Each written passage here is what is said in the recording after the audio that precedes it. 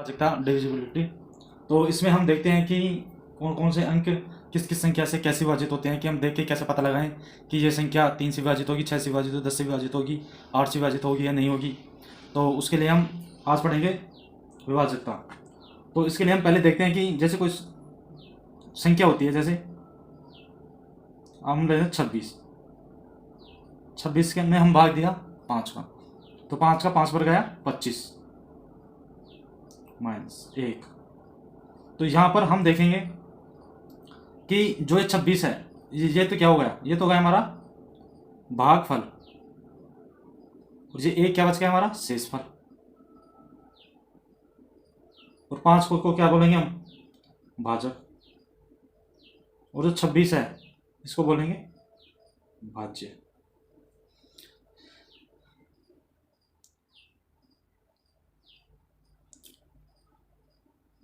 तो इसमें देखा हमने कि जैसे 26 में 5 का भाग दिया तो 5 पर गया एक शेषफल, तो शेषफल कितना बचा 1, और भागफल कितना हुआ 5, और ये कितना हुआ भाजक। तो हम कह सकते हैं कि भाजक गुणा भागफल प्लस शेषफल बराबर किसके होता है, भाज्य के बराबर होता है।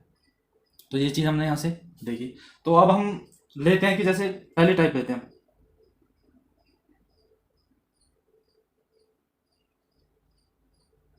इसमें हम देखेंगे कि 2 से विभाजकता, 2 से विभाज्यता। जो कौन सी संख्या 2 से विभाजित होगी, तो हमने देखा कि जिनका इकाई का अंक, जिन संख्याओं का इकाई का अंक या तो 0, 2, 4, 6, 8, ऐसी ऐसी संख्याएं हमेशा 2 से विभाज्य होती। जैसे कोई भी संख्या ले लो, जैसे 24, 20, 38, 36, 44, ये सभी संख्याएं 2 से विभाजित है, क्योंकि इनका अंत का अंक या तो 4 है, 0 है, 8 है, 6 है, 4 है। तो जिनके इकाई का अंक सम संख्या हो या फिर 0 हो, तो वो संख्याएं हमेशा 2 से विभाजित होती हैं। अब हम दूसरा देते हैं कि 3 से विभाज्यता, 3 से विभाज्यता। तो 3 से विभाज्यता के लिए क्या देखेंगे हम, उनका अंकों का योग देखेंगे, उन संख्याओं के अंकों का योग। यदि उन संख्याओं का अंकों का योग 3 से विभाज्य है, 3 से विभाज्य हो, यदि उन संख्याओं का अंकों का योग 3 से विभाज्य हो, तो वो संख्याएं 3 से विभाजित होती हैं। जैसे 2, 8, 5, 4, 5।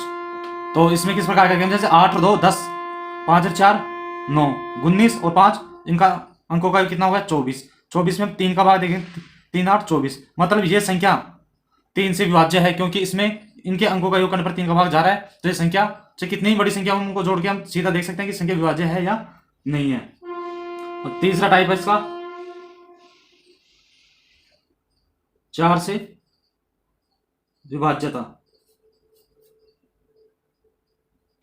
अब 4 से विभाज्यता के लिए अब हम देखेंगे जो अंतिम लास्ट का 2 डिजिट होता है, उसमें 4 का भाग जाना चाहिए, तो वो संख्या 4 से विभाजित होती है। तो इसमें हम समझते लास्ट 2 डिजिट में 4 का भाग जाता हो।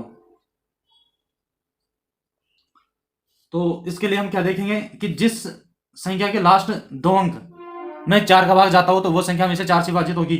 जैसे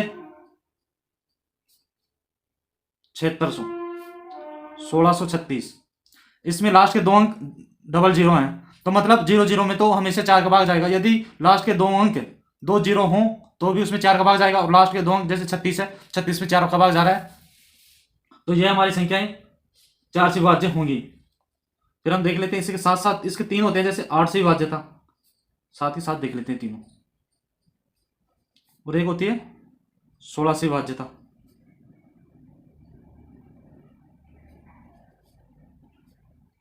तो 8 से विभाज्यता में हम देखेंगे लास्ट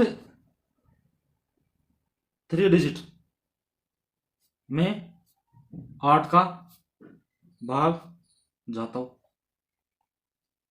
और 16 में हम देखेंगे लास्ट 4 डिजिट में 16 का भाग जाता हो।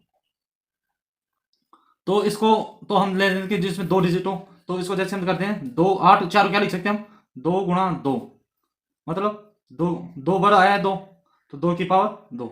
तो हम देख सकते हैं कि जिसके मतलब कितनी बार गुणा है, 2 बार गुणा है, तो इसके लास्ट 2 अंक लेंगे। जैसे 8 क्या होता है, 2 गुणा 2 गुणा 2 3 बार, तो जिसके लास्ट 3 अंक में, और 16 क्या होता है, 2 गुणा 2 गुणा 2 गुणा 2 4 बार होता है, तो इसके लास्ट 4 अंक में 16 का भाग जाना चाहिए। मतलब 4 है तो लास्ट के 2 अंक में देंगे, 8 है तो लास्ट के 3 अंक में देंगे, और 16 है तो लास्ट के 4 अंक में हम भाग देकर देखेंगे उसी संख्या का। यदि वो उससे चला जाता है तो वो संख्या हमारी होगी। और यहाँ पर यदि हम देखें, यहाँ पर लास्ट यदि 3 अंक 7600 जैसे 76,000 है, तो इसमें 3 अंक यदि शून्य है तो भी इसमें 8 से विभाजित होगी ये संख्या। और यदि इस संख्या का भी लास्ट में 4 अंक शून्य हों, जैसे 76 4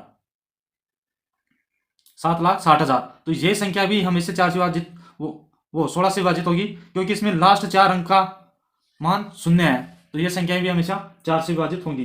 तो अब हमने देखी कि 4 से विभाजित था, 8 से विभाजित था, 16 से विभाजित था। और 2 से देखिए हमें 2 गुणा 1 होता है 2, क्योंकि इसका लास्ट का अंक में 1 अंक में देखेंगे, इसमें 2 अंक में देखेंगे, इसमें 3 में, इसमें 4 अंक में देखें। और इसी प्रकार यदि 32 हो तो लास्ट का 5 डिजिट में हम 32 का भाग देके देख लेंगे। तो इस प्रकार ये तो आगे चलती जाएंगी। तो और अब हमारे नेक्स्ट 4 नंबर, अब देखेंगे 5 से विभाज्यता। जिस संख्या का अंतिम अंक 0 या 5 हो, जिस संख्या का अंतिम अंक 0 या 5 हो, वो संख्या हमेशा 5 से विभाजित होती हैं। जैसे हम ले लेते हैं 25, इसका लास्ट का अंक कितना है 5।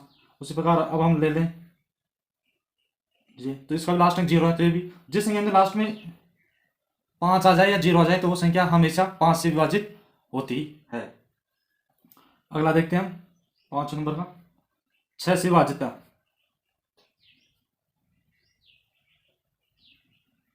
तो 6 के लिए क्या है, 6 क्या है, एक बार से 3 गुणा 2 ही है 6।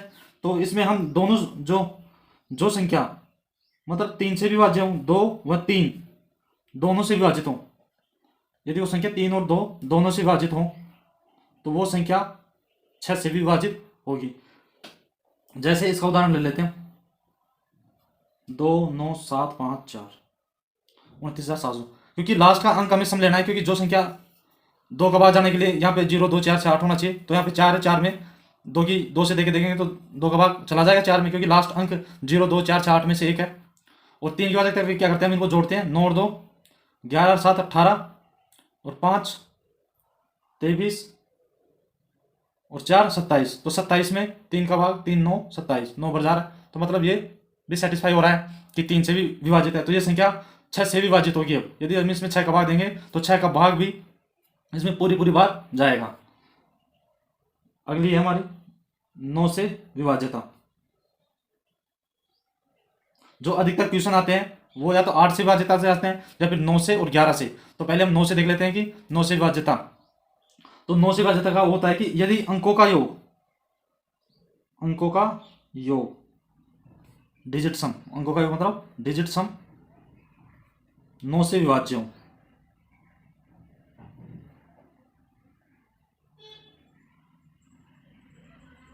यदि उसका अंकों का योग 9 से विभाज्य हो तो वो संख्या में से 9 से विभाजित होती है। जैसे एक उदाहरण लेकर देख लेते हैं, जैसे 5 4 7 6 8 6। तो अब हम इसमें देखेंगे इसका अंकों का योग 5 और 4 9 और 7 16 और 6 22 और 8 30 और 6 36। 36 में यदि 9 का भाग जा रहा है 4 बार पूरा, तो मतलब ये संख्या भी 9 से विभाज्य है, ये संख्या 9 से विभाज्य होगी। ऐसे किसी भी संख्या लेंगे उसका हम डिजिट सम करेंगे, और यदि उसका डिजिट सम में 9 का भाग जा रहा है तो वो संख्या 9 से विभाज्य होगी। और अब हम एक और देख लेते हैं, पहले हम देखते हैं 10 से। तो 10 का तो सीधा ही होता है हमेशा कि जिसका लास्ट अंक 0 हो, जिसका लास्ट डिजिट अंक या डिजिट अंतिम अंक 0 हो, जिसका लास्ट अंक 0 हो वो संख्या हमेशा 10 से विभाजित होगी। कोई भी संख्या ले लो आप जिसमें लास्ट अंक 0 लगाना है, 2 8 6 5 0, तो ये संख्या हमेशा 10 से विभाज्य होगी। जो इंपॉर्टेंट है वो ये है कि 11 की विभाज्यता, 11 से विभाज्यता।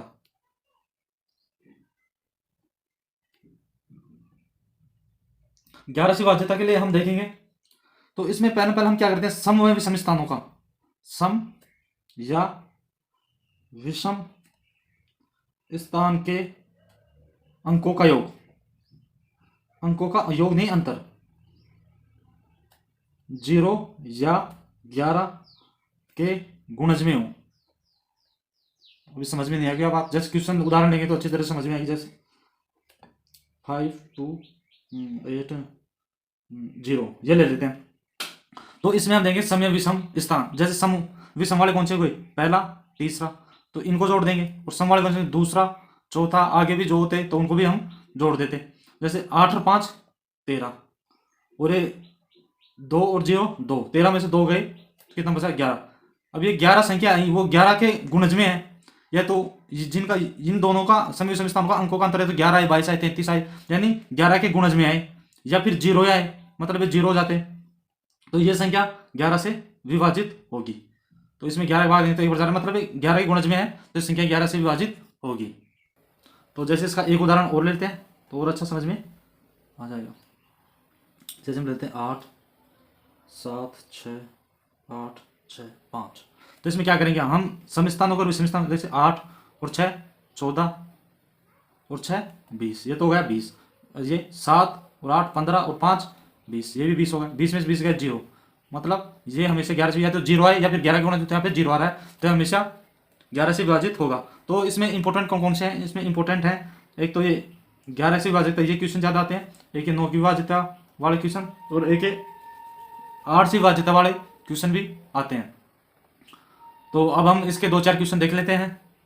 हमारा पहला क्वेश्चन है कि स्टार 4 8 5 संख्या 11 से विभाज्य है, तो स्टार के स्थान पर अंक ज्ञात कीजिए। तो इसका सॉल्यूशन हम देखेंगे, यानी स्टार के अंक, तो इसका नियम क्या पढ़ा था हमने, स्टार 4 8 5, यानी विषम स्थानों का योग और सम स्थानों का योग। विषम कितना है, 5 और 4 9 है इसका, और इसका कितना है 8, और यहाँ पे कौन सी संख्या रखी जाए, या तो ये 0 हो जाए या फिर 11 गुणज में आए। तो ऐसी तो एक ही संख्या है कि हम, ये तो कितना होगा 5 और 4 9, और यदि हम स्टार इसकी जगह 1 रख लें 8, तो ये 9 - 9 0, तो हम स्टार के स्थान पर क्या, स्टार के स्थान पर क्या लिख सकते हैं, स्टार के स्थान पर 1 रख सकते हैं। तो 1 ही हमारा आंसर हो जाएगा, क्योंकि एक संख्या रखने से स्टार के स्थान पर यह संख्या 11 से पूर्णतः विभाजित हो रही है। अब दूसरा क्वेश्चन देखते हैं, इसका सॉल्यूशन देखते हैं कि संख्या 7 3 5 1 स्टार 4 में स्टार के स्थान पर न्यूनतम कौन सा अंक रखने पर प्राप्त संख्या 9 से पूर्णतः विभाजित। इसका नियम क्या था कि यदि हम इन सभी संख्याओं को जोड़ें, 7 3 5 1 स्टार और 4, और इनको जोड़, इन संख्याओं को जोड़ने के बाद डिजिट सम करें और उसमें 9 का भाग दें और पूरा चल जाए, तो संख्या 9 से विभाजित होती है। तो जैसे हमें 7 और 3 10 और 5 15 और 1 16 और 4 20, तो 20 तो ये हो गया, तो 9 का भाग देने के लिए कितना चाहिए, तो 9 3 27 होता है, तो 20 तक तो यहाँ पर हो गया, 20 तो इसका हो गया। यदि हम इस संख्या में 7 जोड़ दें तो कितना हो जाएगा, 27 27 में 9 का भाग जाता है, 9 3 27, तो यहाँ पर स्टार के स्थान पर क्या आएगा, 7 आंसर आएगा। तो वो अंक 7 अंक आएगा स्टार के स्थान पर, तो जिससे ये संख्या पूर्णतः विभाजित हो जाएगी। अब तीसरा क्वेश्चन देखते हैं कि संख्या 3 4 5 स्टार दोनों में स्टार के स्थान पर न्यूनतम अंक क्या रखा जाए कि प्राप्त संख्या 3 से पूर्णतः विभाजित हो जाए। तो 3 का नियम क्या पढ़ा था हमने, इन सभी संख्याओं का डिजिट सम करेंगे और वो 3 से विभाजित होगा, तो संख्या भी 3 से विभाजित होगी।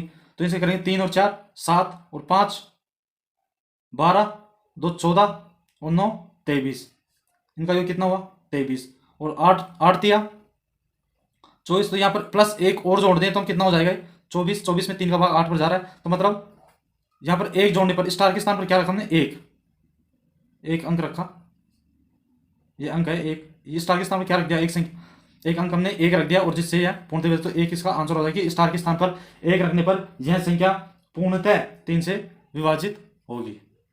तो 1% जैसे 6 7 5 1 8 2 में 5 के स्थानीय मान तथा जातीय मान में क्या अंतर है। तो इसका सॉल्यूशन देखेंगे। तो इसमें तो हम सबसे पहले समझेंगे कि स्थानीय मान और जातीय मान क्या होता है।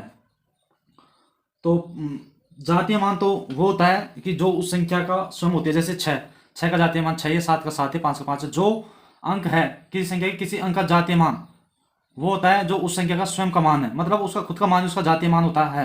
जैसे 5 का जातीय मान कितना होगा, 5 ही होगा। और स्थानीय मान वो होती है जिस संख्या के, जैसे 5 का पूछा तो हम लिख देंगे 5 गुणा, तो इकाई, दाई, सैकड़ों, हजार। तो यहाँ पे 1000 से गुणा करेंगे क्योंकि ये 1000 पर है, इकाई, दाई, सैकड़ों, हजार, तो हम इसको 1000 से गुणा कर देंगे। तो ये कितना हो जाएगा 5000। तो इसका स्थानीय मान तो कितना होगा 5000। और यदि इसका हम पूछे जातीय मान, जातीय मान तो क्या है, जो संख्या का मान है वही जातीय मान है। संख्या 5 है, 5 का जातीय मान 5 ही है। और यदि हमें पूछा है कि इनका अंतर बताओ, तो 5000 में से 5 गए 4995, ये हमारा आंसर होगा। जैसे हमें पूछता है यहाँ पे कि एक का स्थानीय मान बताओ, तो स्थानीय मान क्या होता है, इकाई, दाई, सैकड़ों पे है, तो एक को 100 सैकड़ा मतलब 100 से गुणा कर देंगे, तो मतलब 1 गुणा 100 100 ये हो जाएगा। और एक का जातीय मान कितना होता है, 1 ही होता है। तो और यदि हमें इसका अंतर पूछे तो कितना होगा, 100 में से 99 हो जाता। तो इस प्रकार और भी क्वेश्चन हो, किसी प्रकार का क्वेश्चन तो इसको सोल्व कर सकते हैं। ये तो बहुत सीधे सीधे क्वेश्चन है। तो स्थानीय, बस ध्यान रखने के लिए स्थानीय मान होता है कि जैसे 5 है तो इसको सीधा करते हैं, 5 है, 5 के बाद कितने अंक है, 1 2 3, 3 अंक है तो हम 3 जीरो से गुणा कर देंगे। जैसे 7 का पूछता तो 1 2 3 4, 4 से 4 जीरो लगा देते 7 के पीछे, और स्थानीय मान हो जाता है। तो और जातीय मान क्या होता है, जो संख्या होती है वह स्वयं ही जातीय मान होती है। तो ये क्वेश्चन इस प्रकार हो सकते हैं। तो आज यहीं तक।